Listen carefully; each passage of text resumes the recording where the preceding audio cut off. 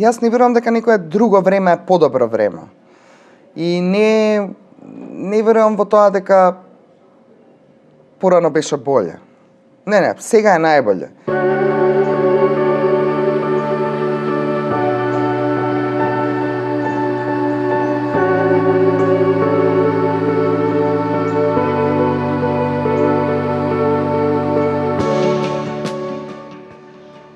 Јас сум Сонја Исмаил, имам 43 години. Работам како програмска уредничка во Младинскиот културен центар во Скопје. Задолжена сум за Детскиот креативен центар и Планетариумот. Работам и како диџејка, скоро 20 години. Имам 9 годишна ќерка. И тоа би било отприлика во куси црти она што ме опишува мен. Студирав филозофија на Универзитетот Свети Кирил и Методи во Скопје. Таму ги завршив и постдипломските студии, исто така по филозофија. Во моментов сум докторант на Факултетот за драмски уметности на одсекот продукција. Тоа е нешто најново во мојот живот. И тоа е што се однесува до моето образование. Мојата професионална кариера прво ја почнав како новинарка во магазинот Форум. Во 2003 година паралелно работев и во граѓанската организација Форум Центар за стратегиски истражување и документација како проектна координаторка и таму бев цели 15 години, се до 2018-та, кога отидов во Младинскиот културен центар во Скопје. Во меѓувреме, кажав, пуштав музика од 2007 година, активно. Минатата година почнав да пишувам рецензии за детска литература на покана на мојата пријателка Билјана Црвенковска од издавачката куќа Чудна шума.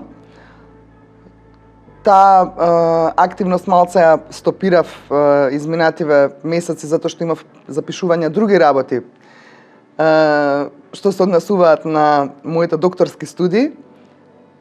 Меѓутоа, тоа е нешто што дефинитивно сакам да го правам и планирам да го правам и понатаму. Секогаш ме интересирале многу работи и нели као малите деца кога особено оние нели во понижите класови на основното образование нели идат на разни секции. И така ми беше од секогаш интересно да правам се, значи од дете, не знам, модерен балет, цртање, правење накид, се нешто. Па така порасна во возрастна личност која што не знае баш што сака да биде кога ќе порасне. И сакам да правам многу работи, различни работи и сите да ги правам со љубов и со страст. Јас сум човек кој што барата со жестоки емоции. Значи, мене ме водат такви емоции. Не сум позната по својата рационалност. Најчесто се ослонувам на моите емоции. Па, ако не беше продукција, ќе беше драматургија, меѓутоа немаше место на драматургија и одлучив да одам на продукција со оглед на тоа што она што го работам во најмала рака е врзано со продукција или со создавање. И заради тоа што ми беше интересно пред се да се вратам во еден образовен процес, да се ставам себе си во друг погон, во некој погон и на некој шини на кој што не сум била одамна. Јас завршив со магистерската пред 10 години, не, пред 15 години. Меѓутоа сум човек кој што сака да учи и сметав дека овие докторски студии по продукција ќе ме вратат таму кај што сакам да бидам, таму каде што природно припаѓам. и дека ќе ми отворат некои други димензии, аспекти. Прво на себе самата, а после и на оно околу мене. Зашто можам да се дофатам, нели? Ќерка ми не е мини јас. Мислам да, ние физички многу наликуваме. Како што и јас физички многу наликувам на мајка ми. Меѓутоа, таа е своја и се надам дека ќе остане своја за секогаш. Јас сум од оние луѓе кои што сметаат дека сите се раѓаме со некаков утврден карактер. И тој низ годините може да се модифицира, меѓутоа ние сме она што сме со самото раѓање, некако тоа е детерминирано. Сега во што она ќе порасне или што ќе сака да биде кога ќе порасне, навистина не знам. Јас сум тука за да и дадам ветар во крилјата и да не ги кастрам крилјата. Туку да и помагам што повеќе и што посилно да ги расшири, да ги раскрили.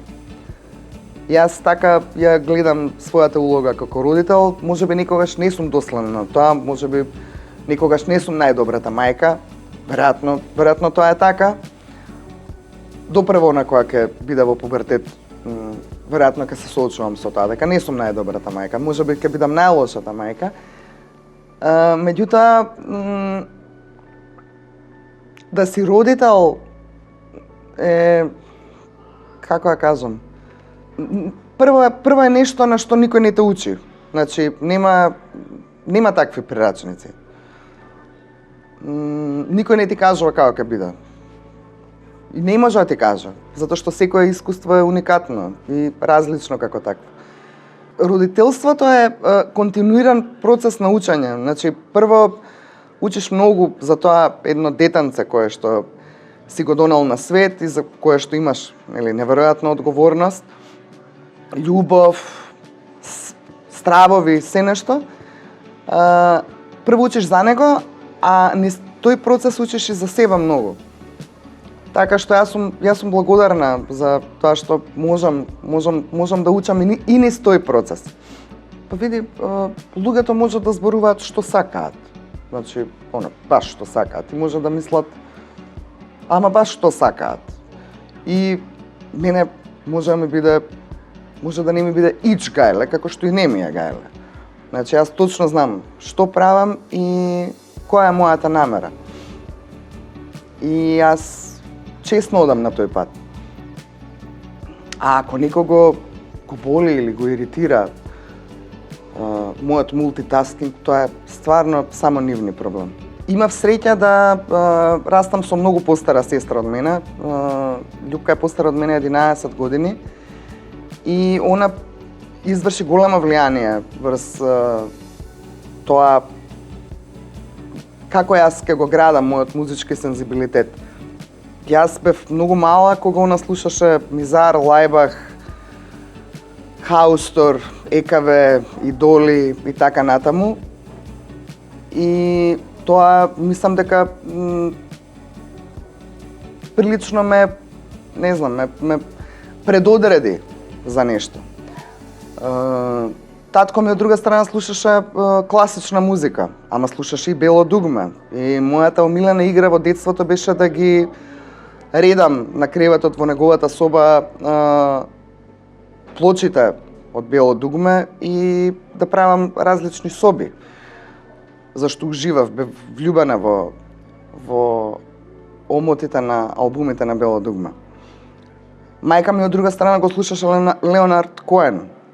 И, знаеш, тоа е некаков микс кој што мене навистина не ми дава за право да кажам дека, не знам, јас слушам ваква музика или пуштам онаква музика. Јас навистина не можам жанровски да се некако да се ставам во една кошница. Не ми прија тоа. Понатаму, кога работев како музичка новинарка во единственото независно радио во Македонија, Канал 103, таму ја пуштав во рамки на моите емисии музиката која што сакам да ја слушам. А таа е најразлична. Значи, од поп до некаков брейкбит, до се нешто, до джез. Мислам, така било и веројатно така ќе биде. И музиката која што ја пуштам кога настапувам, нели, како диџеј, е многу шарена. Ние сме тие кои што треба да се потрудиме навистина сега да биде најдобра за сите нас. И не можам да упаѓам у некакво такво романтизирање и фатализирање дека сегашноста е не знам каква, црна. Да, ова е најлошиот од сите можни светови, ама јас навистина мислам дека нашата мисија е овој свет да го направиме подобар за себе и за сите други. Прв пат пуштав музика на првоаприлската журка, која што ја организираше мојот драг другар Срđan Јанакиевиќ, додека ја држаше кафаната Лудница во Дебармало. И така и почнав да пуштам музика, значи на смејана шала. Што мислам јас за ноќниот живот во Скопје? Па види, Скопје е град со неверојатен потенцијал. Ако некој успее да го препознае тоа и да работи во таа насока, секоја чест. А ако сакаме да се задоволиме со она што го имаме, ето, го имаме. Овој град постојано е исправен пред некакви предизвици. Значи, ова е град кој што го ништеле и други, но тој во континуитет се ништи сам себе. Па сега, не знам, избрани сме да бидеме престолнина на културата во 2028, која што е, еве, тука е, зад вратата. Ајде да го потврдиме тоа. Светлички символ кој што беше поставен на главниот балкон на Младинскиот културен центар, на кој што стои стихот од познатата песна на Мирко Попов, Ние сме од Скопје. И луѓето кои што доаѓаат во МКЦ не се само од Скопје. И ова не го велам затоа што сум полубитолчанка. Јас сум родена во Скопје, јас живеам во Скопје. Меѓутоа, тоа место во својата 52 годишна историја било дом за луѓето од цела Македонија и не само Македонија, и Балканот и светот. Така што ние навистина не можеме да си дозволиме да се затвориме во некакви такви рамки. И сепак мислам дека стиховите на Мирко Попов треба малку по-широко и по-шармантно да ги сватиме, како што впрочем и тој самиот би сакал. Јас можам да им препорачам најсрдечно и најискрено на публиката на Слободен печат да верува во себе и да верува во она што сака да го прави и да го прави најдобро што умее. Јас сум навистина од тие будали кои што сметаат дека искреноста и честноста ќе го спасат светот.